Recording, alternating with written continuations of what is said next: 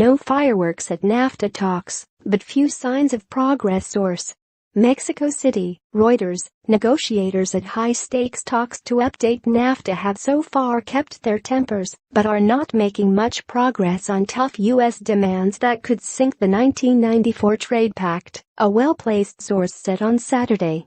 Officials from the United States, Canada and Mexico are meeting in Mexico City for the fifth of 7 planned rounds to update the North American Free Trade Agreement, which U.S. President Donald Trump has threatened to withdraw from. Time is running short to seal a deal by the deadline of end March 2018. Officials say next year's Mexican presidential election means talks after that date will not be possible. The U.S. administration has made a series of demands that the other members say are unacceptable, such as a 5-year sunset clause and tightening so-called rules of origin to boost the North American content of autos to 85% from the current 62.5%.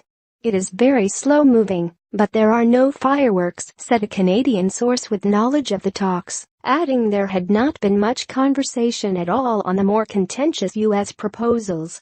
Officials have so far discussed other issues such as labor, gender, intellectual property, energy, and telecommunications, but it is too soon to say whether there will be any breakthroughs during this round, added the source.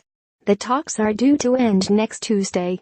Though the mood in the 5th round has been calmer than the tense scene seen last month during the 4th round in Arlington, Virginia, the negotiations are now beyond the halfway point of an initial schedule with few clear signs of process. Mexican officials say they hope chapters on telecommunications and e-commerce will be concluded in the 5th round, but there has been no indication of this yet. Although negotiators are scheduled to discuss rules of origin every day starting Saturday, the source said detailed talks on boosting North American content would not be held before the end of the round. Canada and Mexico say the new rules of origin are unworkable and would damage the highly integrated auto industry.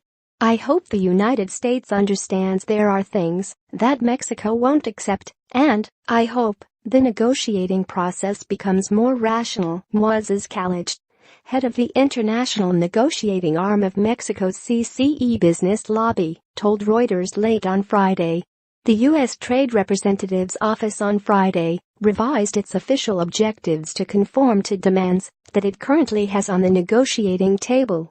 The move prompted U.S. Senator Ron Wyden, the top Democrat on the Senate Finance Committee, to remove a hold he had put in place to block the confirmation of 2 Trump administration nominees for deputy USTR positions, a Wyden aide said. Wyden complained the trade office had been keeping members of Congress in the dark about its tactics and was not in compliance with U.S. trade negotiating laws. Additional reporting by David Lauter, Adriana Barrera and No Torres in Mexico City. Editing by Nick Zeminski.